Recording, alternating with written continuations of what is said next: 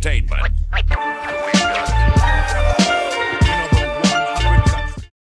Welcome everyone to 3 Count Commentaries. We gotta talk about this very dry, very boring episode of Monday Night Raw, which of course is like every episode of Monday Night Raw.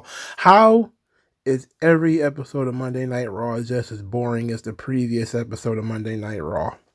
But first, we gotta talk about Samantha Irvin, because I am not doing a whole video just to talk about Samantha Irvin, alright? Actually, it's pretty goddamn cut and dry as far as I'm concerned. So, Samantha finally told the truth. Once she was out of the door, everybody thought she was going over to AEW. People thought she was going to do albums or whatever. But she told the truth. She don't like announcing. So she announced this. I believe it was on Instagram or Twitter or Facebook or something. It don't matter. Okay. But she was responding to a random fan. She says, "I don't like announcing." She says, "I'm serious. Announcing was only supposed to be my way in. I wanted to manage, maybe even become a general manager one day, but WWE saw no other future for me besides announcer. I love watching the action, but I don't love being an announcer." She says, "Thank you so much. I love WWE, and I'm so proud and honored I got to share all the moments with fellow fans. Much love. Also, they wanted Rico to stay in the big leagues. I don't know why everyone pretended like he was always in great positions at WWE." And then she says, "My husband is a millionaire, so yes, I don't have to do a job I don't like anymore." And then she spends the next 3 days arguing with people about this as they attack her because they're unhinged and because, well, she likes attention because she's a woman. Of course she likes attention. This is ridiculous. Let's talk about this, though. Now, WWE has never been above doing things with the announcers.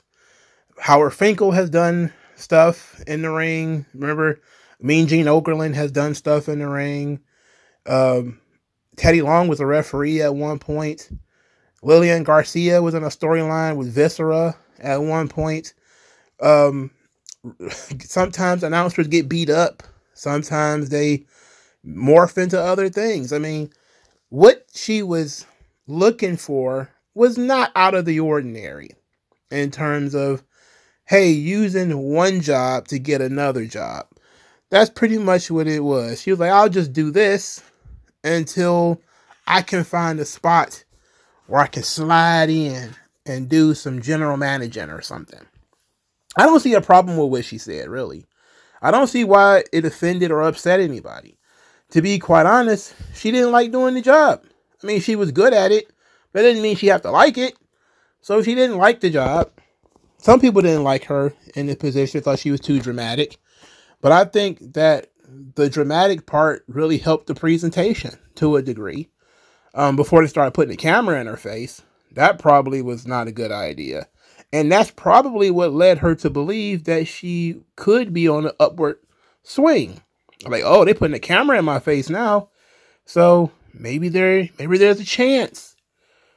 But at the same time, she's what you call a kept woman. Her husband is a millionaire pro wrestler who is now doing flip matches that he wants to do in AEW. Why travel the world and be away from your kid to do something you don't like? And there's no future for you to move forward. I absolutely have no issue with what Samantha Irvin is talking about here. The fans who are attacking her are mentally ill. Considering she didn't say anything negative about the company, she's still a fan. She still watches the product. But I don't know why she feels the need to respond. I say this all the time. It's one of those things where sometimes, you know, a punch doesn't land unless you put your face in front of the fist, you know, and she keeps doing that. It's like these people are throwing jabs, but they're faceless, nameless people on the internet. You can just bob and weave those things. They're irrelevant, you know, but when you are quote tweeting and responding to them, you're basically incentivizing more people to do it. You're basically begging for more people to send you nastier and nastier messages, which is exactly what happened. So she's getting the attention that she asked for. Instead of retweeting all the positive stuff, she's retweeting the negative stuff, which You had to know there was going to be some, because you can't do anything about mentally ill people. But instead of ignoring those people, she just keeps on going. I don't know why women love attention this much, but please stop. Please let it go. All right, let's get into Monday Night Raw from Hershey, Pennsylvania, the Giant Center, same building that NXT was in the previous night. Raw did 7,763 tickets distributed. They set up for 8,000. This doesn't feel like a lot. It didn't sell out either. Again, NXT was the day before it. I don't understand why they keep doing this. But Monday, October 28th. Let's get into Monday Night Raw. We're going to do all the Uso stuff. Let's get it out of the way. So, Jey Uso came out to yeet and talk about his family. He called out Jimmy. Jimmy came out there. Jimmy thanked Jey for what he did on SmackDown, and then said that they need to be together. Then Jimmy started saying, Solo them, they ain't the ones. And then Jey said that they not the ones either. Says last time he saw him was 6 months ago. They was throwing fists at each other at WrestleMania. And then he starts talking about how, they're different now. Everybody knows them. Everybody knows him. He was the Intercontinental Champion. They won't get them mixed up anymore. He made it to the top by himself. Then he says, Jimmy kind of talks him into wanting to make things up with Roman. And Jey said he'll come to SmackDown to talk to Roman about this whole thing. To squash the beef, he'll discuss it.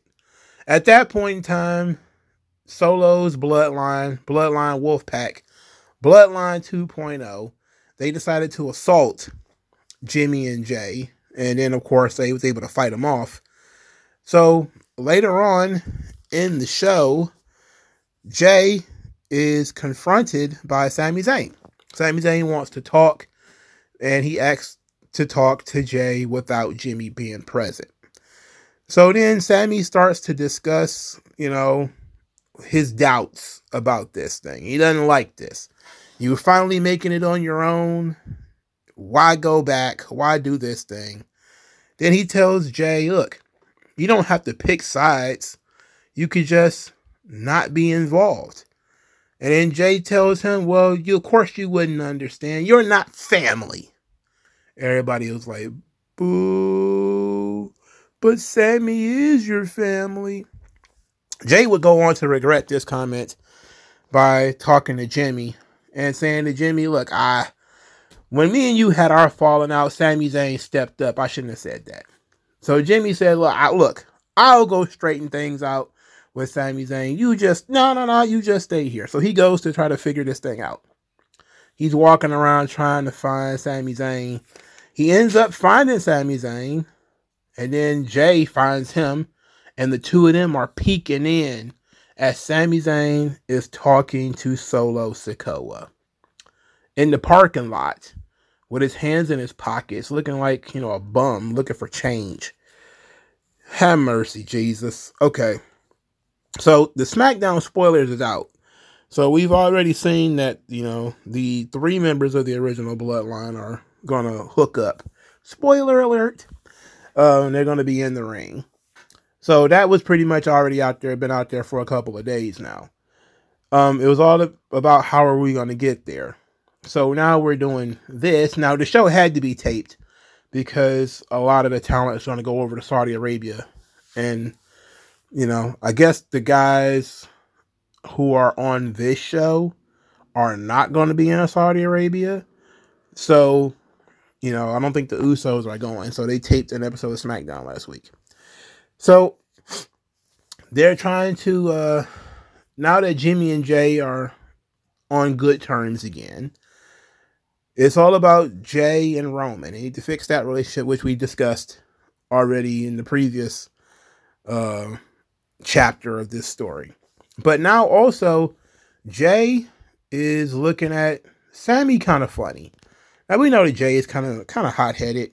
He says some things he doesn't believe sometimes. And he truly doesn't believe that, Sami Zayn is not a member of the family. But he said it, but he didn't mean it the way that he said it. He meant that, there's a certain level of leeway that you give to people who are in your family. They can steal from you. You might get into fights with them. But ultimately, if you grew up with them, you truly believe that they're a better person that they're letting on at that particular time. And so you kind of forgive them. So Sammy was trying to say, look, man, you don't have to deal with this stuff. They manipulated you. They bullied you. They cost you all kind of opportunities. You don't got to be bothered with these people, which is absolutely true. But Jay feels like, look, this ain't right. What Solo is doing is not right. He even said Solo might be worse, which is 100% not true.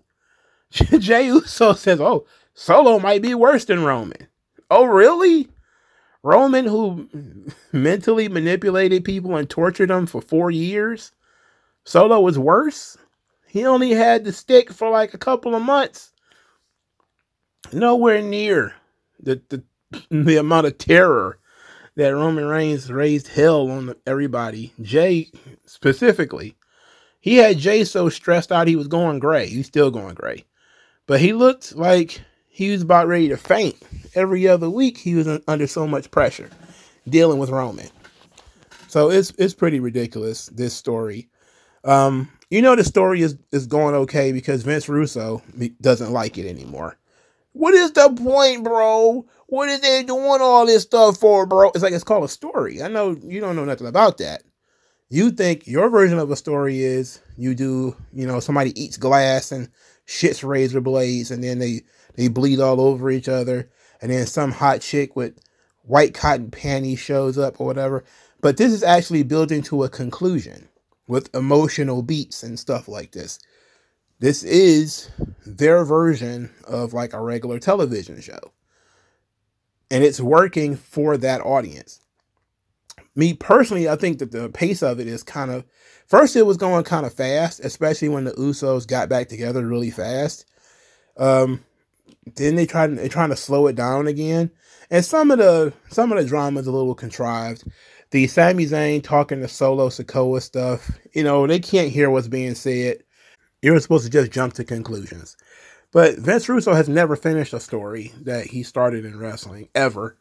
It's just been an unending series of events.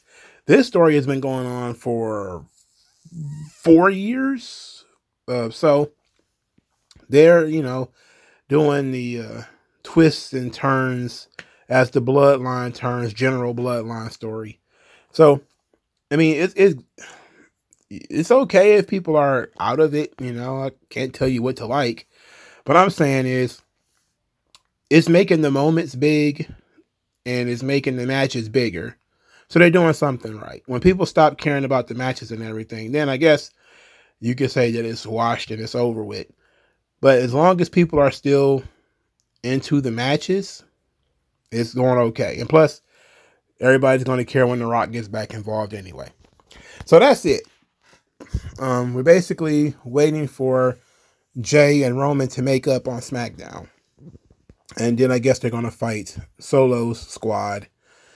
I still think that this is happening too soon. That it probably needs to be a couple of more weeks. Because Survivor Series is at the end of November. So unless they're going to do a bunch of tag team matches and singles matches up to that point, I don't see it. But I did like that Jay said if they do this, then they can't be errand boys. They're not going to be sidekicks. It's just going to be them two. And then Jimmy says, well, I think we need Roman. I think we need Roman. So Jimmy's still caping for that boy. Still caping for that boy. All right, let's get into the rest of the show. Sheamus defeats Ludwig Kaiser. Who cares? Sheamus has been in WWE for 15 years. 15. What is Sheamus's legacy in WWE? When you've been in a place for 15 years, you should have a legacy. He has a reputation, but does he have a legacy? When Sheamus retires, what will be Sheamus's legacy in WWE? That's a hellacious question. Because you have to say, well, is he a Hall of Famer? Like, he kind of has to be, doesn't he? He's one of the few men that has won King of the Ring and Royal Rumble. He's one of the few men that has been World Heavyweight Champion and WWE Champion and United States Champion. He's been multiple time tag team champion. He's led a couple of stables. He's won the Money in the Bank. I think he might be one of the only handful of wrestlers ever to have won King of the Ring, Money in the Bank, and Royal Rumble. At the same time, though, is he like one of the most colorful characters of all time? Are you going to remember him like, I don't know, Ravishing Rick Rude during his time?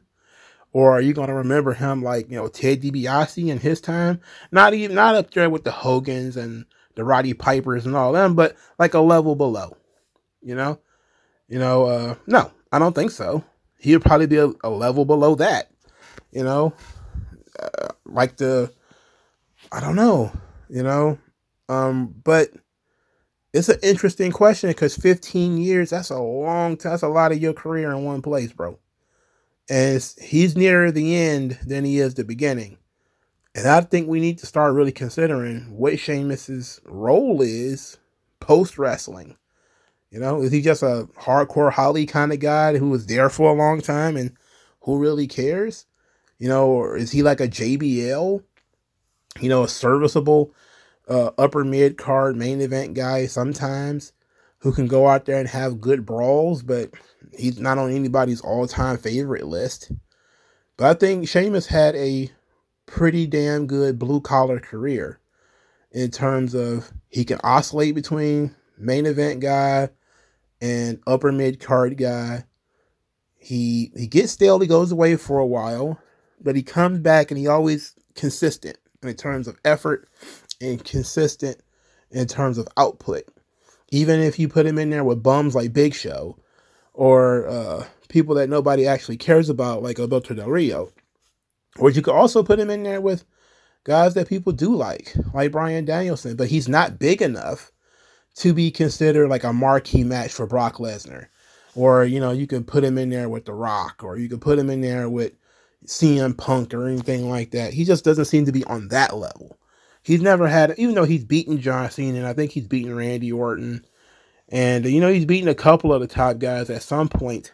He just never felt like one of those dudes who it's a big deal if Sheamus is going to wrestle CM Punk. Because he's in nobody's dream match. You know what I'm saying? Like, even the people who have dream matches, Sheamus is not a part of that. So, I really should just sit down one day and really consider what is Sheamus's legacy in WWE. Because I don't think he has much of one. Rhea Ripley cut a promo, is on getting her title back. Who cares? Gunta called Cody Rhodes a gutless servant. Says that he always gets the people closest to him involved with this. And he says, ask his mentor Randy Orton how it feels to be choked out because it's going to be him next. I was like, ooh, that's kind of nasty. That's kind of nasty there, Gunta. The Miz wants to leave Final Testament. He wants to get away from them because they're being haunted by the Wyatts, and he doesn't want to be haunted by the Wyatts. Karrion Kross won't let him know because Paul Ellering took a bullet for the Miz. So the Miz owes Final Testament. He's in a jam. I like this.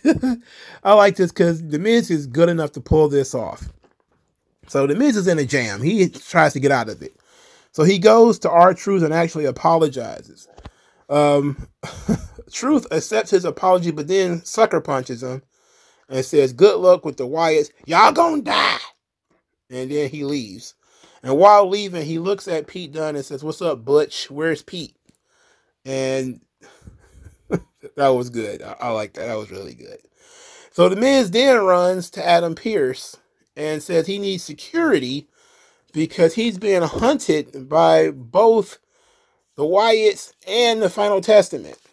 Before Adam Pearce could do anything, Karrion Kross appears and says that he wants the Miz to help him find Bo Dallas.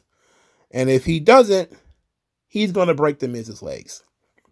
And the crowd is chanting, break his legs, break his legs.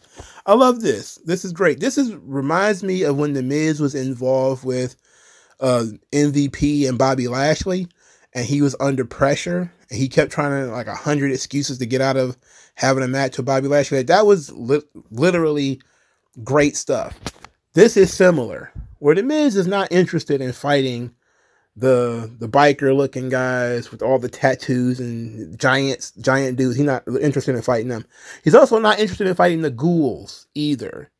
So he's trying to get out of this. He's trying to weasel his way out of this thing. And being caught between a rock and a hard place is a really great gimmick for The Miz. You know, so clearly he's not physically going to be able to stand up to anybody in these groups. But it's going to be entertaining trying to watch him slip out of these situations that he constantly is going to find himself in. So the tournament final, I forgot there was a tournament. The LWO, Rey Mysterio and Dragon Lee versus the New Day versus the War Raiders. The War Raiders won the match. Obviously, I said this last week. Once I saw the War Raiders, I was like, oh, they're clearly going to win this match. Wade Barrett started yelling, "Raw is war." I almost puked. Ugh. No, don't ever do that again. Ray and Dragon Lee were cool. As usual, they did a bunch of flips and stuff. And then Chad Gable grabbed Rey Mysterio and pulled him out of the ring. Oh, boy. So the New Day, Kofi Kingston especially, got pinned by the War Raiders. So now the War Raiders are going to wrestle Finn Balor and JD McDonough at some point in time in the future for the tag team championships, like anybody cares. I don't think anybody cares, bro. So Dominic Mysterio, he wanted to know who his opponent was for tonight. And they just told us it was Damian Priest. Well, there wasn't much of a guess. We all knew it was going to be Damian Priest. So because Damian Priest is dangerous, Finn Balor says, look, you need to be careful. And then Dominic Mysterio says, well, I'm not feeling this. I don't think you guys trust me. I'm going to go out there and fight Damian Priest by myself. And everybody was like, okay, I guess if that's what you want to do.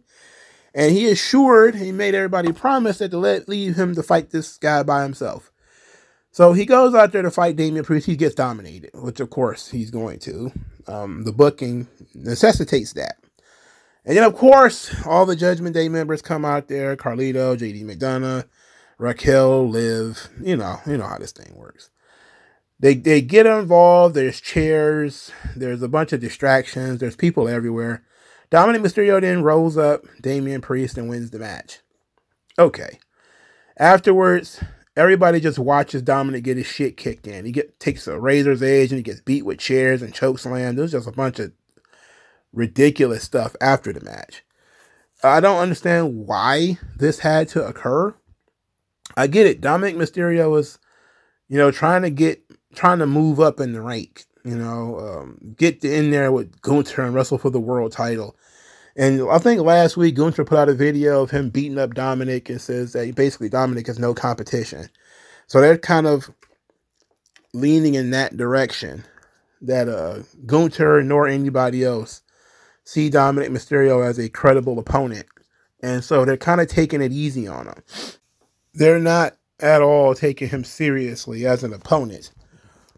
At the same time, it's kind of like, do this at your own peril, because Dominic is resourceful and he's tough. He's willing to take the beating in order to squeak out the win, because as long as he wins, it doesn't matter. At the same time, and I know he's a weasel, so he doesn't need any legitimacy. You don't have to, validate Dominic Mysterio. At the same time, though, it would be nice if he actually was able to win matches on his own. At least a match. Now, I'm not saying it should have been this match. I'm saying it should be some kind of match. So, there was a match between Zelina Vega and Ivy Nile. I'm a fan of both these girls. I didn't care about this match at all. There was minimal build up to it. But this was one of those matches where guys were brawling outside the ring and led to a huge distraction. They didn't get to do anything. They didn't really get to show off anything. They didn't get a lot of time. And Ivy won. Big whoop. All these Zelina Vega fans are going to continue crying at her Twitch streams, talking about, push Zelina. You need to push Zelina. And they push her into the goddamn lake. Just push her into a fucking lake. I like Zelina, though. She's hot. Ooh, she's hot. And she's got talent. But this generic babyface stuff with the Puerto Rican flag, come on. Get out of here with that. Now, maybe the Puerto Ricans needed to see that flag tonight, because of all their hurt feelings about what happened at Madison Square Garden, which is probably not the worst Puerto Rican joke ever told in Madison Square Garden. In any event, Seth Rollins, he marched out to the ring, got a microphone, says that Bronson Reed is a monster, but so is he, and that Bronson Reed's attack has woken up something in his soul, reminding him of what he's capable of. And then Bronson Reed is on his video screen, called him out to the parking lot. He marches towards the parking lot. He's wearing two jackets, though. He's wearing a jacket that looks just like the jacket underneath. It was so weird. I didn't understand that. But then again, Seth Rollins, at least he's wearing men's clothes, because he could be wearing women's clothes, and that would make me very unhappy. Anyway, they fight in the parking lot. Adam Pearce tries to stop it. He fails. Security tries to stop it. They fail. The brawl just continues. Then Seth Rollins is in back of a production truck or on top of something, and he jumps off and stomps Bronson Reed's head into the top of the car. And Joe Tessitore is like, he's a hood ornament. Like, huge pop for the hood ornament joke. I like that. It led everybody to think that, okay, he's really kicked this guy's shit in. It's okay. It's over now. Turns out, nope, Bronson Reed is going to fight through that. And they continue the battle. They end up in the back of the production truck again. And Bronson Reed grabs him, does a Death Valley driver from the inside of the production truck through a table. Both guys are down. It's all bad. And that's where we leave it. It was an okay segment. I don't like segments where these guys just get into generic brawling, though. I mean, this segment seemed at least had something going for it with the stomp on the hood of the car. That would have been a great exclamation point on the segment. Of course, you want to ask the question of, why would you put Bronson Reed in a situation where he's going to lose a fight to Seth Rollins? But at least it would have been like, ooh, a great thing to end on. Or to do it the other way around, which is what they did, which is have Bronson Reed actually try to hurt Seth Rollins and end on that, which is what they decided to do. So I guess they should have saved the stomp on the hood of the car and not did it here, and maybe did it at some other point in time. Well, also, maybe the purpose of it was to show that Bronson Reed is unstoppable. He can't be stopped by normal means, like you stomping on his head on the roof of a car. That ain't good enough. You're going to do a little bit more than that. But ultimately, I will not be swayed. Thick Boy is still just a meatball with arms and legs and a mullet. I just will not be swayed. So, it's okay, I guess. I guess I'll look at the match and see how the match turns out. But as of right now, they are fighting for literally no reason outside of Thick Boy wants to, I told myself I was going to stop calling him Thick Boy. Bronson Reed, he wants to prove himself. I don't understand why once he decided he wanted to prove himself, he stopped attacking people. He just decided, well, I'm going to beat up Seth Rollins. Okay, well, you could have still beat up other people too, I guess, but whatever. So that's pretty much the show. Like I said, there's going to be a big show in Saudi Arabia, so a lot of talent were not there. There was no Brian Breaker. He was the new Intercontinental Champion, did not show his face on this show. The only real storylines were the Bloodline story, the Seth Rollins story, and the Miz story. Everything else was kind of like a pointless match.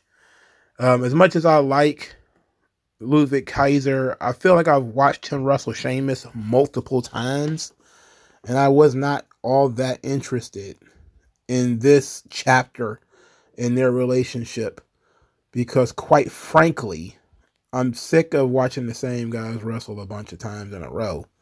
Even though I know they probably have taken breaks in between, it's not for me. That there's nothing there anymore. Dragon Lee and Rey Mysterio, my goodness, these guys are still so talented. I get it. You want to push the War Raiders, and that's the point of his whole thing, and I kind of knew that from the beginning, so there's no purpose in getting upset about that. You don't put any effort into Ivy Nile or Zelina Vega, so why would anybody care about them? There's no effort being put into them at all. Maybe you should have put more time into Dominic and Damian Priest, but then again, I don't know. Maybe you didn't need to. I think maybe they did what they felt like they needed to do, was to set up Dominic as, the underdog heel who still manages to squeak out a victory, even though he didn't do it on his own. So I don't know. But I can tell you this. I wasn't really sports entertained by this Monday Night Raw. I wasn't enthused. It wasn't fun. It was okay. It was passable. It felt like they're just going through the motions. Like, this is just going through the motions. You got to hit certain notes, but not featuring your Intercontinental Champion in some way. The Women's World Championship is not really featured. Rhea Ripley wasn't even there. They just did a video package for her. Nobody else wants this title except Rhea Ripley, which is bizarre. That has never been the case ever for championships until now, where only one person is interested in the title. And nobody wants to be the Intercontinental Champion. Nobody even mentions that belt. I guess Jey Uso mentioned it because he lost it. So the titles have one-itis. The tag team champions didn't do anything on this show either. Finn Balor didn't help Dominic Mysterio, which was interesting. But that's something I just didn't think about until just now. That when Damian Priest was beating up everybody, Finn Balor wasn't there. Maybe that's going to be a talking point next week about where Finn went while Dominic was getting his shit kicked in.